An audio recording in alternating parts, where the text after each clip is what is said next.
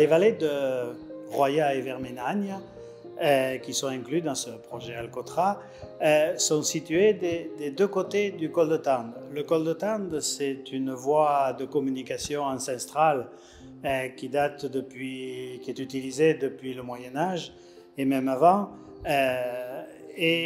C'était à une époque la route du sel qui reliait le Piémont, la Savoie, à Nice, qui était un port important des États de Savoie. I carrettieri erano l'economia di Limone.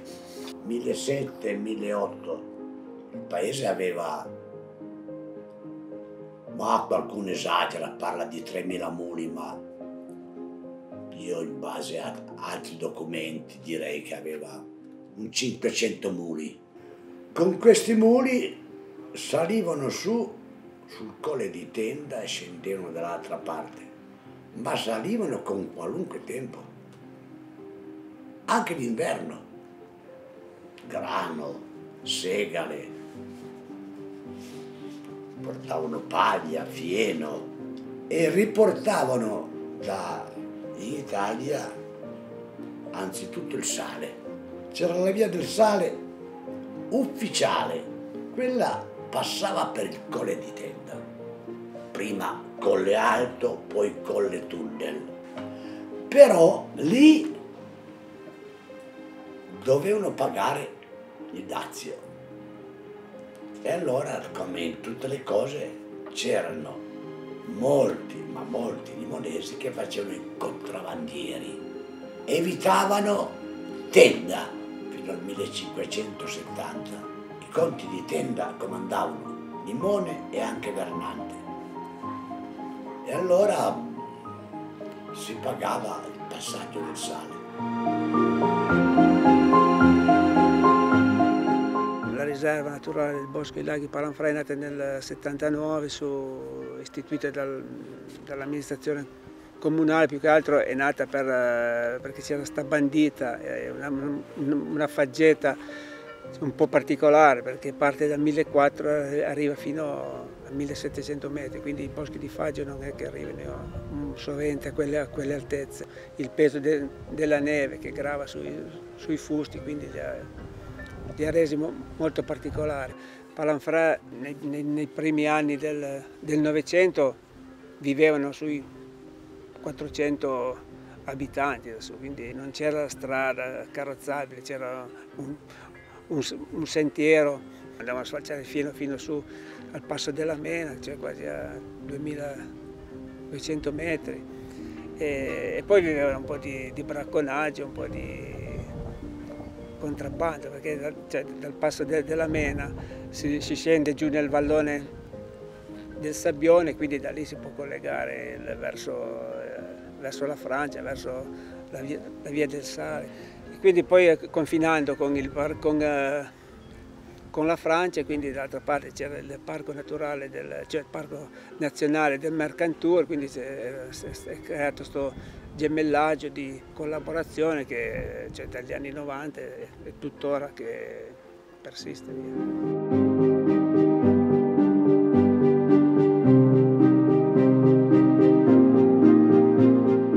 Siamo nel comune di Roccavione, all'interno del quale sorge il sito archeologico di Bec Berciassa. Il sito archeologico è stato scoperto nel 1931 dal professor Rittatore von Willer, un grande studioso, poi un famoso etruscologo, che riconobbe in alcune tracce su questa altura i segni di abitazioni che lui chiamò fondi di capanna. Queste popolazioni da questo insediamento d'altura potessero avere un controllo sicuramente sui passaggi circostanti, soprattutto correlato all'attività anche agropastorale, quindi di transumanza verso le alte quote, per esempio appunto quelle del Monte Bego. L'insediamento viene abitato, dai dati archeologici sappiamo, stabilmente dalla fine dell'età del bronzo, siamo nel IX-VIII secolo a.C., per tutta l'età del ferro fino alla romanizzazione del territorio, che qui avviene nel II secolo a.C.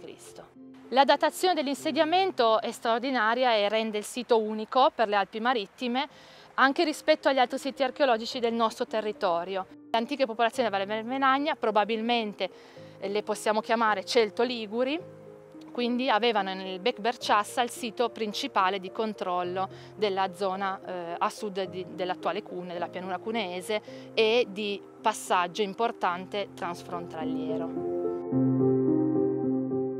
Bienvenue au Musée des Merveilles.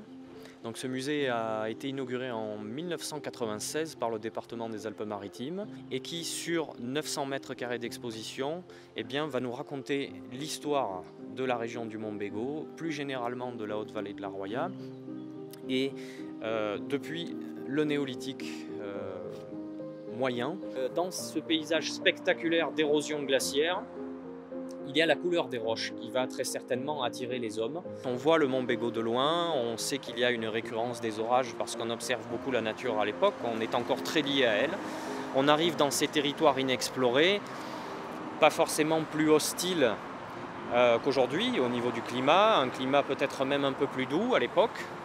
Et puis la richesse intrinsèque du site, l'éloignement, la résonance du tonnerre, le nombre d'abris naturels, le nombre de sources, le nombre de lacs et des pâtures particulièrement riches pour les bêtes vont faire qu'à partir de l'âge du cuivre, donc il y a 5500 ans, les hommes se mettent très certainement à fréquenter ce site de manière estivale pour leur transhumance.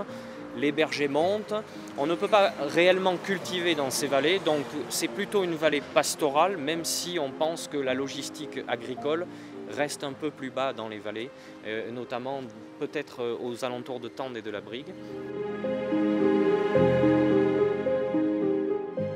Là, on est au monastère de Saorge, c'est un monastère franciscain, un couvent franciscain du XVIIe siècle. Aujourd'hui, il n'y a plus de frères franciscains évidemment dans le bâtiment. Les derniers sont partis en 1988. Les franciscains viennent là, ils restent pour 3 ans. C'est la durée plus ou moins d'une épidémie de peste. Et à la fin de cette épidémie de peste, les gens de Saorge veulent faire tout le possible pour se garder ces franciscains dans le village. Et donc ils vont mettre à disposition le terrain pour édifier et les matériaux pour le faire. Et on le fait dans le style de l'époque. On est au XVIIe, dans une région où on a le baroque. Et donc, exceptionnellement, on se fait un couvent baroque. C'est quelque chose d'inusuel, on ne le voit pas souvent effectivement. Donc ça explique bien pourquoi, encore aujourd'hui, le bâtiment est quelque chose d'extraordinaire. C'est le seul couvent baroque qui reste en France. Après, voilà, 1860, on sait, Comté de Nice passe à la France, les frontières bougent, et au bout d'un moment, on se retrouve avec un petit patrimoine baroque en France, inattendu, complètement inattendu. Aujourd'hui, le monastère il est ouvert au public, avec la création entre-temps d'une résidence pour écrivains. Les résidences durent plus ou moins un mois, donc chaque mois, on change d'équipe d'artistes, on pourrait dire. Et c'est arrivé effectivement des artistes qui sont venus ici en résidence. Et les années suivantes, on continue à venir à Saorge, pas à la résidence du monastère, mais chez les particuliers. Fontan, c'est un village-étape, une aire d'autoroute. Je crois que c'est très récent comme village. C'est là où on faisait boire le cheval et on refaisait les provisions pour pouvoir aller passer le col de Tende après, qui, à mon avis, devait être assez difficile d'accès. En 1944, pendant la guerre, les Breillois ont dû quitter le village, ont dû fuir. La totalité du village est partie. Certains sont montés dans les campagnes et d'autres ont pris la route pour aller à Turin, à pied, avec un départ de nuit sous la pluie. Et j'ai entendu ma grand-mère raconter cette histoire que les fontanés sur la route ont ouvert leurs portes, leur ont donné à manger et les ont accueillis. Donc il y a aussi, ces endroits de passage sont aussi des endroits d'accueil et de générosité. Ils ont été déportés à Turin et ils sont restés plus de 6 mois. Toute la population breilloise. Ici dans la Roya, les gens ils pensent que Fontan c'est un village de passage. Ils ne connaissent que la route et la boulangerie, parce que la tourte est bonne. Mais un jour, j'ai fait un spectacle ouvert au public et j'ai compris que les Saorgiens n'étaient jamais rentrés à l'intérieur de Fontan, n'avaient jamais traversé la nationale. Et quand, au fur et à mesure de la visite, je voyais les Saorgiens qui disaient « mais c'est vachement beau, ils ont des super jardins », etc. Donc, pour dire que souvent, c'est un village qu'il ne faut pas se contenter de traverser, il faut s'arrêter, aller manger un bout de tourte, aller boire un café et visiter les jardins derrière, parce que c'est assez incroyable.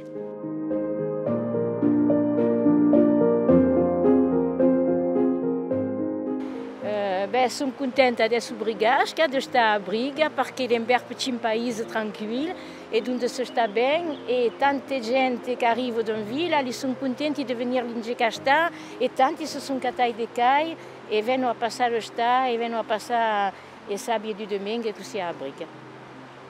On faisait la transhumance, donc les bêtes, elles partaient au mois de novembre, nous partions à côté de Cannes, donc il y en a beaucoup qui partaient faire la transhumance en Italie.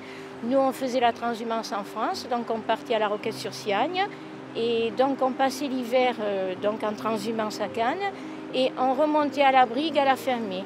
Donc on arrivait à la Brigue à la fermée, donc les bêtes faisaient un palier de à peu près un mois et demi ici, avant de repartir en montagne. Après, les bêtes partaient en haute montagne, elles allaient là-haut au plateau de la Marta, qui se trouve sur commune de la Brigue, mais vraiment sur la frontière italienne. Donc les bêtes restaient là-haut 3 mois à l'alpage.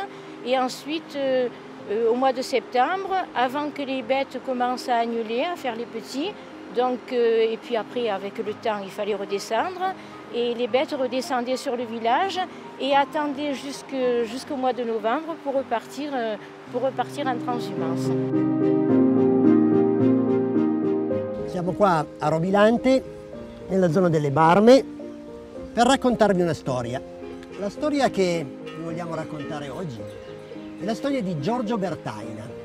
Lo chiamavano George de Snive. Nel 1900 Giorgio abitava a Snive, che è su in alto a 1200 metri, e faceva il contadino come tutti. Ma George aveva un'arte, aveva una particolarità rispetto a tutti noi, agli altre persone. George scolpiva.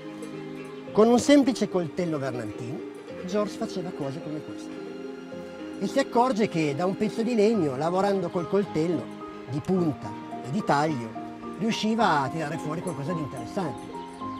Che so, un'aquila, un camoscio, un uomo, una donna, quelli che si sposavano, che ballavano. E poi ha scoperto anche che si poteva raccontare le storie su un bastone. Ne abbiamo di questi bastoni, 25 ne abbiamo trovati. Perché i bastoni raccontano una storia nello svolgimento del bastone stesso. Se provate a guardare, tutto attorno c'è un racconto. Aveva fatto e usava moltissimo come simbolo quelli con gli uccelli, con l'uva e con i serpenti. Erano la sua fissa i serpenti, chissà perché. Quante statue ha fatto quei carabinieri che fermano i suonatori e non lasciano più andare avanti la festa? Ce n'è pieno di quelle statue. Oppure i carabinieri che arrestano i ladri, ce ne sono di quelli carinissimi. Li abbiamo al museo della Fisarmonica qua a Rovilante, vi invitiamo a venire a vederlo. Ci troviamo alla stazione ferroviaria di Borgo San Dalmazzo, che è un tassello molto importante della storia non solo di Borgo San Dalmazzo, ma del territorio italo-francese che la ferrovia collega. Alla fine dell'Ottocento a questa stazione arrivava il re d'Italia, Umberto I. È stato il primo re che ha usufruito della ferrovia. Un altro episodio che vede al centro la stazione e la ferrovia è nella Seconda Guerra Mondiale, quando a Borgo furono rinchiusi appunto nell'ex caserma degli Alpini, Principe di Piemonte, 329 ebrei che poi vennero caricate su carri miseri, carri bestiame, simili a questi che oggi sono esposti e ne fanno la memoria, e vennero inviati prima a Drancy e poi a Auschwitz, dove appunto purtroppo furono uccisi. La Cuneo-Nizza, che collega proprio come un cuore, no? Francia e Italia, in un'opera di architettura che gli esperti ci dicono straordinaria, unica in Europa, è davvero un gioiello che va assolutamente conservato et valorizzato. Alors ici nous sommes à l'écomusée du Train des Merveilles. Il est consacré à la voie de communication, au train Nice-Turin. Cette voie ferrée s'est construite par petits morceaux, c'est-à-dire qu'en fonction des difficultés des relations franco-italiennes, et en particulier des sections hélicoïdales, c'est-à-dire que pour que le train puisse prendre de l'altitude sans avoir des rampes trop fortes, il faisait tourner le train dans la montagne.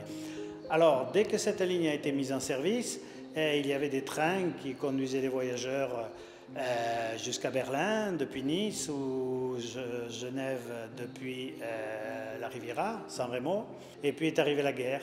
Et là, ça a été la catastrophe parce que les troupes allemandes, quand elles sont parties, elles ont tout détruit.